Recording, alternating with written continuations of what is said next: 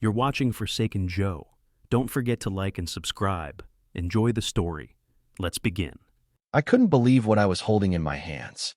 There, wrapped up like some kind of forgotten treasure, were my grandfather's World War II dog tags. The ones I'd spent the last year searching for. The ones I thought were lost for good after that barbecue last summer. Tessa's family had invited us to their annual cabin getaway for my birthday. It was supposed to be a peaceful weekend, just a quiet celebration, good food, and a chance to relax. But instead, I felt a cold, tight knot in my stomach as her cousin, Kaylee, grinned and handed me the small box. "Surprise," she said, like it was no big deal. I opened it, blinking in disbelief. The tags gleamed in the soft light, their metal cool to the touch. The same tags my grandfather had worn. The same ones I had been obsessed with finding ever since they disappeared last summer. You have them?" I asked, my voice barely a whisper. Kaylee just shrugged, a carefree laugh escaping her lips. "Oh yeah? I took them by accident. Forgot I still had him." I felt the heat rise in my chest, anger pooling in my stomach. "Accident," I repeated, as if saying it again would somehow make sense of it. Before I could say more, Tessa's aunt waved her hand dismissively from the other side of the room. "Don't make a fuss, Dean. It's just an old necklace." The words were a slap, but I couldn't speak. I just stared at the dog tags in my hand, feeling like the floor had shifted beneath me. They weren't just an old necklace. They were a part of my history, my family. And now they were being treated like a forgotten trinket. The rest of the night passed in a haze. I couldn't focus, couldn't shake the bitterness that curled in my gut. When everyone had gone to bed, I packed a bag, slipped out of the cabin, and drove back to the city without a word. No goodbye, no explanation. The next morning, I woke up in my apartment with the weight of it all pressing down on me. Tessa was standing at my door, furious. "What the hell did you say to my cousin?" she demanded, her voice shaking with anger. I didn't have an answer. Not for her. Not for anyone. The apartment was empty, silent, except for the hum of the refrigerator. I stood in the center of the room, staring at the phone in my hand, Tessa's message still flashing on the screen. Her words didn't make sense, not really. "What the hell did you say to my cousin?" I didn't know how to answer. I didn't want to answer. But now, as I set the phone down, my focus shifted. I had a celebration to get ready for. I pulled myself together, told myself I needed to focus on something that wasn't falling apart. This was supposed to be the night. The night I'd been working toward for years. My first office. My first real step into the world I had dreamed of. The place was spotless, cleaner than it had ever been. I'd wiped down every surface, scrubbed the floors until they gleamed under the soft, low lights. Candles were scattered on every table, flickering gently, casting a warm glow that made the whole space feel alive, like something real was happening here. I set out trays of food I'd prepared myself, careful to arrange each one like it was art. There were personalized thank you notes at every seat, my handwriting a little messy, but full of meaning. These people, this moment, it mattered to me. I double-checked everything. The glasses, the silverware, the seating arrangement. I wanted it perfect. This wasn't just a party. It was my declaration. I did this. Every penny spent, every late night working after hours, every job I'd taken to make this happen, it was all leading to this. The clock ticked closer to 6 p.m. My heart pounded in anticipation. My phone buzzed in my pocket, but I ignored it. This was it. The night I had earned.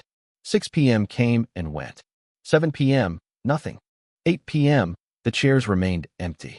I kept looking at my watch, trying to ignore the way my gut was sinking deeper with each passing minute. The food I'd painstakingly prepared was starting to feel like a joke. The thank you notes felt like a mockery. I checked my phone again, seeing more missed messages. More calls. Most of them from Tessa. Then something stopped me cold. I opened Instagram. What the hell was I doing? But there it was, a post from my cousin. A whole damn engagement party. A celebration with everyone. My parents, my siblings, Tessa, even Kaylee. Her laugh flashing in a selfie with her new fiancé. All of them, smiling, toasting, laughing. It hit me like a punch to the stomach. The surprise engagement party. I wasn't invited. I scrolled through the photos, my hands trembling. Every single one of them was there. All of them celebrating someone else's milestone. The one person who had never been there for me. Tessa had left me alone to deal with this on my own. And now, everyone was out there, pretending everything was fine, but they were celebrating her cousin's engagement. My own family, my fiancée, had skipped out on my night to support her cousin. I scrolled again, hoping it was some mistake, that there was an invite waiting for me in my inbox or hidden somewhere in the notifications. There wasn't. Just comment after comment, post after post about how happy everyone was for Kaylee. I felt my heart pounding in my chest, my throat tightening. The pain burned through me, thick and ugly. I wanted to throw my phone across the room, but I didn't. I just stood there, staring at the screen, watching as my night crumbled in front of me. They were all gone. No one cared about my night. Not even Tessa. The photos wouldn't stop. I scrolled through them, over and over, like maybe if I stared long enough, I'd spot someone looking guilty. Someone who'd give a damn. But no. There they were, all of them, grinning under the soft glow of string lights at the vineyard. My parents, my sister, Tessa. Hell, even Kaylee was there, clutching her glass of wine like she hadn't just handed me my grandfather's dog tags and laughed it off. The whole thing felt like a cruel joke. The more I looked, the more pissed off I got. Everyone was smiling, drinking, having the time of their lives. And I was here, in my office, by myself. No texts. No missed calls. Nothing. No, sorry, we couldn't make it. No, we'll catch up later. Not even a hey, sorry I bailed on your big night. Just this. I shoved my phone face down on the counter, like maybe that would stop the rage that was starting to bubble up inside of me. It didn't. Then it buzzed. I didn't even need to look at the screen to know it was Tessa, the one person who should have been here, by my side, cheering me on. Not at some damn engagement party, pretending like I didn't matter. I picked up the phone without thinking, the anger almost making my hands shake. We need to talk. Now. No apology. No acknowledgement of what had just happened. No, I'm sorry for ditching me tonight. Just urgency. Now. It hit me then. She wasn't even sorry. For the first time in a long time, I felt the anger rise in my chest like a damn tidal wave. She wasn't upset about the celebration I had set up. She wasn't even upset that she'd completely blown me off. She just wanted something from me. My thumb hovered over the keyboard, ready to type some kind of response. Something sharp. But I couldn't. Something in me snapped, the need to explain, to justify my feelings, all of it just disappeared. I put the phone down on the counter, letting it buzz a second time, then a third. Each vibration felt like a weight I didn't want to carry. I didn't reply. I leaned back in the chair, staring out the window at the city lights. There was a sense of finality to the silence now. I had always been the one to reach out first, to be the one who fixed things, to make sure everyone was okay. But this time, I couldn't do it. I was done with it.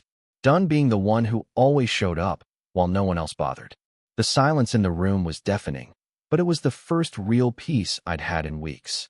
I didn't feel sorry for myself. I felt something else. Something cold and clear, like a switch had flipped. It was the first time in years that I hadn't tried to fix things, and for once, I didn't feel guilty about it. The phone buzzed again. This time, I didn't even look at it. I didn't need to. I was done trying to make anyone understand. The next 24 hours were a blur of messages, buzzing phones, and a gnawing anger that wouldn't let go. Tessa's calls came in first, one after another, as if calling would somehow make the situation better. Are you okay? Why are you ignoring me? Dean, please, let's talk. I didn't reply. I couldn't. I didn't want to hear her voice, not after everything. Then my mom got in on it. Her texts started coming through. I'm worried about you. Call me. Then, what's going on? I don't understand why you're doing this. I ignored those two. They didn't understand. None of them did. My sister, always the peacemaker, shot me a quick text. Please don't shut us out. You know we all love you, right? I didn't know what to say to that, so I said nothing. And when my aunt, the one who always had an opinion about everything, texted me to say, you're being immature. You owe your family a conversation. I couldn't hold back the frustration. I didn't know them anything. Not anymore. The phone buzzed again, but this time, it wasn't a text. It was a voicemail from Tessa. I stared at the screen for a long moment. My pulse started to throb in my ears. I pressed play. It's about Cameron. Tessa's voice crackled through the speaker. He's in deep. We told him you'd help. Please, Dean. He really needs you. That was it.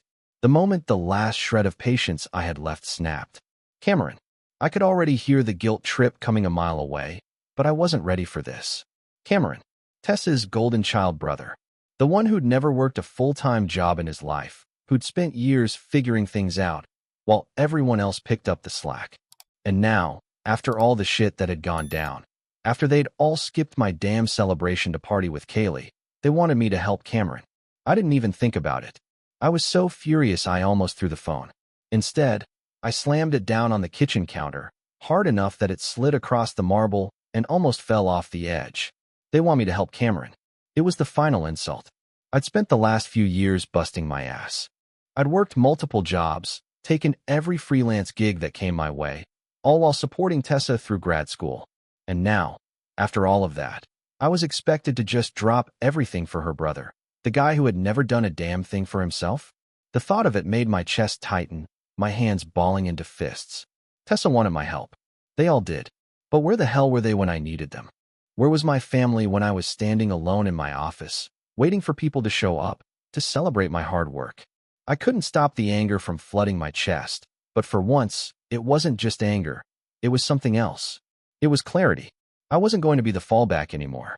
I wasn't going to be the one who always showed up when things went wrong for everyone else, while they ignored me when I needed them. I paced the kitchen, my mind racing, hands shaking. The message from Tessa was still lingering, but I couldn't even bring myself to press play again. Instead, I grabbed the whiskey from the counter, pouring myself a glass, watching the amber liquid swirl in the glass like it could somehow numb the way I felt. I knocked it back in one go, the burn in my throat a small distraction from the storm inside. My phone buzzed again, but I left it alone. I couldn't do it. I couldn't keep pretending like everything was fine when it wasn't. I had built this life on my own, with no help from anyone. I had made this office, this future, happen by myself. And now they wanted me to fix Cameron's mess? To be the hero once more? To save the one person who had never tried to save himself? Not this time. I took another long drink, feeling the weight of the silence settle in around me. Let them call. Let them text. Let them all try to pull me back into their drama. I was done. The whiskey burned on the way down, but it did nothing to numb the anger that still churned in my chest. The phone sat on the counter, still buzzing every few minutes with more messages. More texts. More calls. All demanding something from me. I grabbed my laptop from the desk, flicked it open, and started sifting through my files. Old contracts, blueprints, invoices, everything I'd built over the last few years. The hours, the sweat, the nights I barely slept. It felt like I was digging through old scars, but at the same time, it grounded me. I had done this.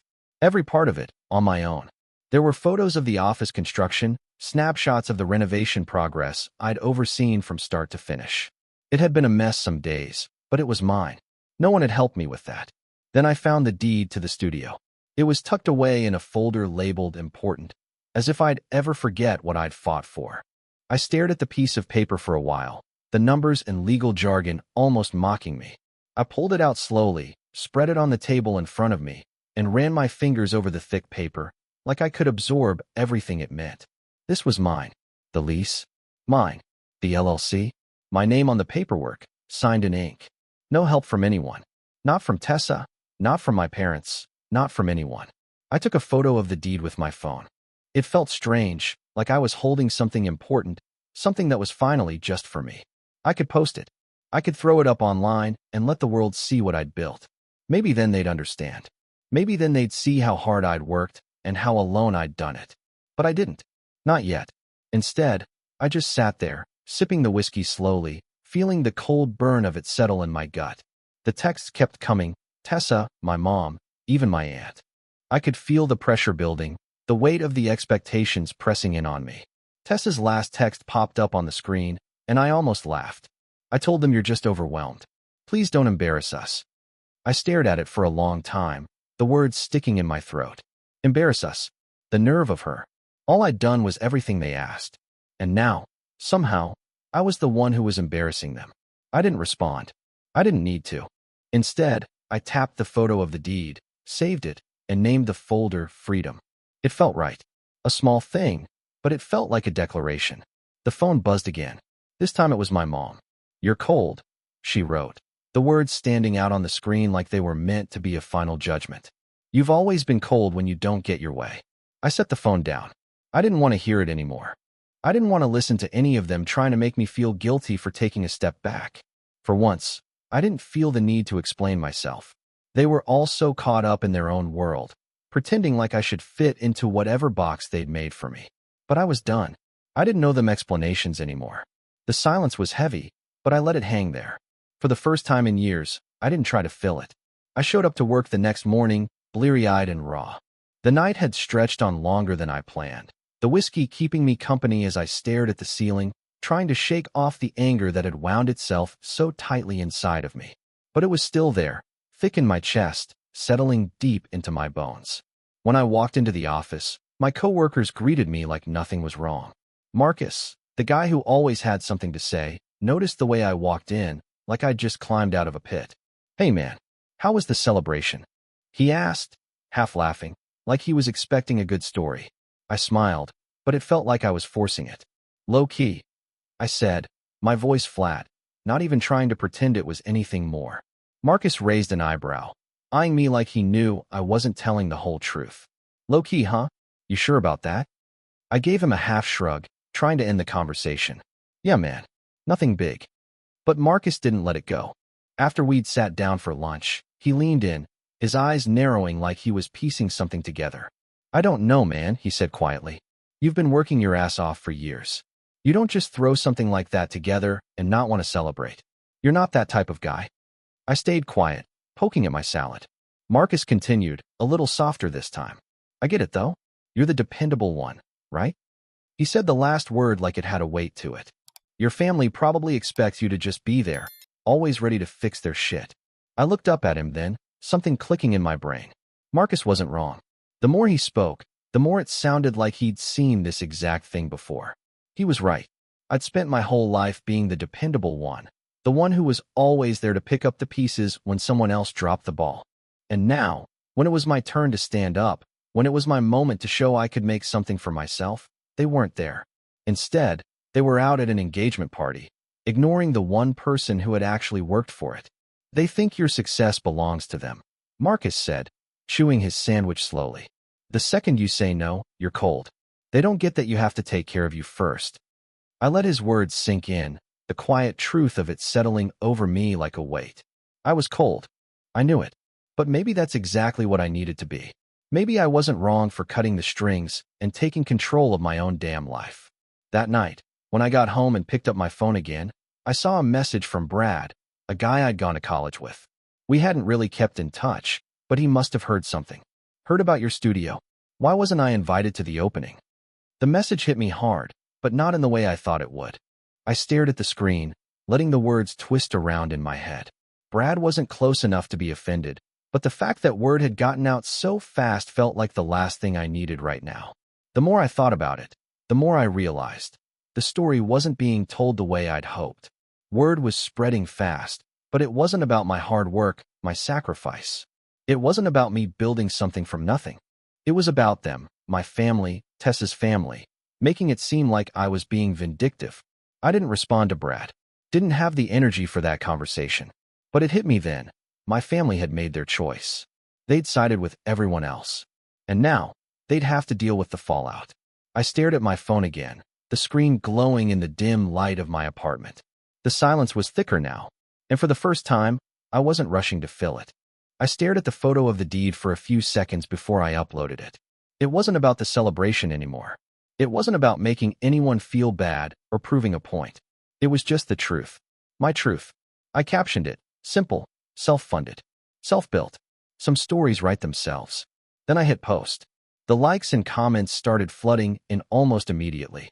Old coworkers, former clients, even some of my old professors, all of them praising me, congratulating me, telling me how proud they were of what I'd done. A few people shared the post, others tagged their friends. There was a sense of validation that I hadn't even realized I needed. My phone kept buzzing with notifications. But amidst all that praise, my phone buzzed differently this time. "Tessa, people are asking why I wasn't at the opening. Take the post down." I felt a small knot tighten in my chest, but it wasn't guilt. It was something else. Something colder. She was trying to control the narrative again. Trying to make me the bad guy. I didn't respond. I didn't even look at the phone after that. It buzzed again, and this time, it was a group text. Tessa's family. Her mom, her aunt, her cousin. "You're being vindictive." The words stung, but only for a second. I let them sit there on the screen, knowing full well that they were scrambling to salvage the image of their perfect family. The one where everything always worked out, where they were in control. But I wasn't part of that picture anymore. I put the phone face down on the counter and went back to the growing pile of paperwork on my desk. There was no part of me that wanted to deal with them. Not now. Not after everything. For once, the attention felt earned. The praise was mine, and for once, it wasn't about pleasing anyone else. It was about me, and I wasn't going to let them make me feel bad for that. The next time my phone buzzed, I ignored it. They wanted to make me the villain, but I didn't care. I wasn't going to apologize for living the life I had built. They were the ones who needed to explain themselves. The silence was like a shield now, and I wasn't about to break it. It was the weekend, and the knock at my door caught me off guard. I wasn't expecting anyone, but when I saw her standing there, I couldn't stop the anger from flaring up again. Tessa, looking like she'd just stepped out of a perfume ad, all done up in full makeup, soft voice, and that familiar scent of lavender. The one that always made me think of calm, peaceful mornings. But nothing felt calm about this. "Can we talk inside?" she asked, voice light, almost pleading. I didn't move. I just stood there, blocking the doorway. The silence stretched out between us, thick and heavy. I couldn't bring myself to let her in, not yet.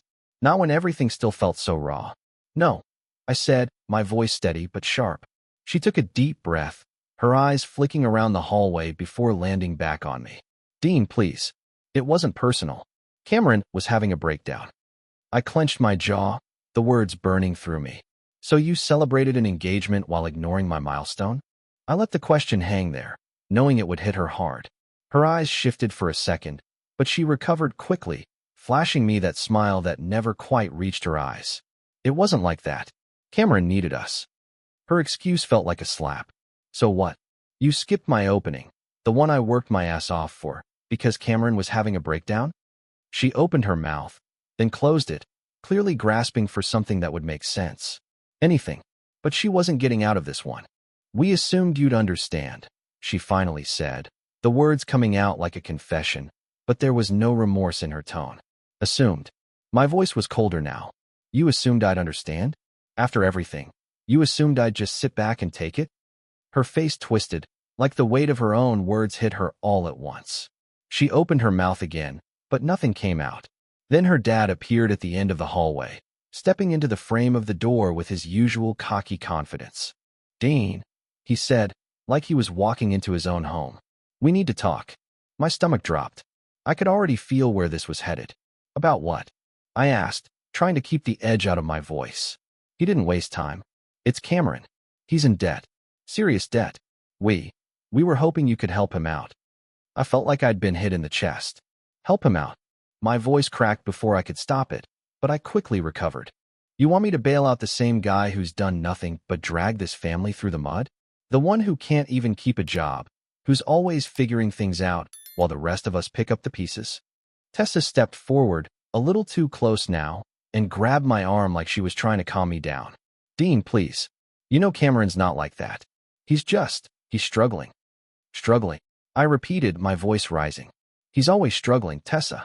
And you're always there, picking him up, cleaning up his mess. When does it end? When is enough enough?" Her dad stepped in, his tone taking on that familiar, condescending edge. "You don't understand, son. Cameron's in deep. If we don't do something, things could get out of hand." I felt the tension in my neck, the pressure building. "You know what, Jack?" I took a slow step back, letting the words hit as hard as I could. "You made your choice. You picked the screw up over the stable one. I'm done being stable for people who don't show up. Not for you. Not for anyone." Tessa's face fell. "Dean, that's not fair. You're the one who's being selfish." "No, Tessa." I cut her off, holding my ground. "I'm not being selfish. I'm being real.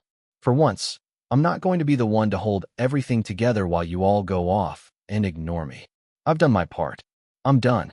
Her dad stayed silent, his eyes narrowing, probably sizing me up. I didn't care anymore. "Goodbye, Tessa," I said, turning away. "Don't come back until you figure out where your priorities lie." I walked into my apartment, shutting the door behind me without waiting for a response. I didn't need to hear it. What was there to say anyway? They'd made their choice, and I'd made mine. The next few weeks were a blur, but not the kind I wanted. Every day, more stories trickled in, more people reaching out with their version of what had happened. It was like I'd dropped a bomb in the middle of everything, and the fallout just kept spreading. Cameron's buddies at the gym didn't waste any time. Thought your brother-in-law was your safety net. One of them mocked, the words still hanging in the air even after I'd walked away. The laugh that followed was like the sound of nails on a chalkboard, but it didn't bother me the way it used to. It was just more of the same. Tessa's cousin, Kaylee, posted a TikTok, tagging me in it. The caption read, "Some men glow up after dumping dead weight," with a shot of her and a group of friends, all of them smiling and laughing, looking like they had just pulled off some victory. The video blew up, going viral within a couple of days. At first, I didn't know how to react. I wanted to fire off a message, tell her to take it down, but then I thought, why? They were already spinning the narrative their way, so I just kept scrolling. I didn't need to be a part of their drama anymore. It didn't stop there. My parents, who had already been trying to smooth things over, were suddenly fielding calls from their friends, all of them asking why they'd missed my opening. What happened with Dean? They'd ask, the questions floating in from all corners of their social circles. People from church, neighbors, old colleagues. Everyone was talking, but not to me. I didn't bother answering the calls. The ones from my parents, I mean. The texts from Tessa, I let them pile up too. She kept calling, and I kept ignoring her. But this time, when my phone buzzed, I saw her name flash across the screen. I felt a weird knot twist in my stomach, but I didn't pick it up. She left a voicemail, her voice breaking. "Dean, we screwed up. Please, let's just move on." I stared at the phone for a long time, my finger hovering over the callback button. But I didn't press it. I couldn't. Her apology wasn't real, not the kind I needed. Instead, I went out to dinner with some friends from work, celebrating a new client we'd just landed. The food was good, and the drinks were better, but what really kept me going was the conversation. People who got me. People who didn't expect me to always fix everything. Didn't expect me to just roll with the punches when everyone else walked away. As I laughed along with them, clinking glasses in a toast to our new project, I could feel the weight starting to lift. It was the first time in weeks I'd felt like I was actually moving forward. Tessa's message kept flashing on my screen. "We screwed up. Please, let's just move on." But I didn't answer, and I didn't feel guilty for not answering. For once, I was doing what was best for me, not for them. The world was still spinning. My life was still moving forward. Thanksgiving rolled around, and it hit me like a brick wall. The year had gone by faster than I expected, but the ache in my chest from everything that had happened hadn't faded. I knew what I was supposed to do: go to my parents' house, put on the usual smile, pretend like everything was fine. But I couldn't do it. Not this time. Instead, I hosted. The table in my studio was full, not with the people I was expected to spend the holiday with, but with the people who had actually shown up for me. My coworkers, a few clients I'd worked closely with, and some neighbors I'd grown close to over the past few months. The space was warm, with candles flickering against the polished wood I'd installed myself. The laughter was genuine, the wine flowing freely, the kind of atmosphere that felt like real family. As we sat down to eat, I felt something I hadn't in years: peace. I wasn't carrying anyone else's weight tonight. I wasn't trying to keep things together for people who only showed up when it suited them. My phone buzzed. It was from Tessa. A picture of their Thanksgiving dinner. The empty seats, the quiet faces. "It's not the same without you. Mom misses you. Cameron too." The words sat there, but I didn't feel anything. Not sadness, not guilt, nothing. I stared at the message for a moment before swiping it away, deleting it without a second thought. The glass of wine in front of me was still half full, but I poured another. The sound of dessert being passed around pulled me out of my thoughts. Marcus, sitting across from me, raised his glass with a grin. "To people who show up," he said, his voice steady, but there was an edge to it. I smiled, the words settling into me in a way they hadn't before. People who show up. It hit differently now. I raised my glass in return, my fingers wrapping around the stem, the warmth of the wine spreading through me. "To people who show up," I echoed, the words tasting like freedom. For the first time in a long while, I was surrounded by people who saw me. The real me. And for once, that was enough.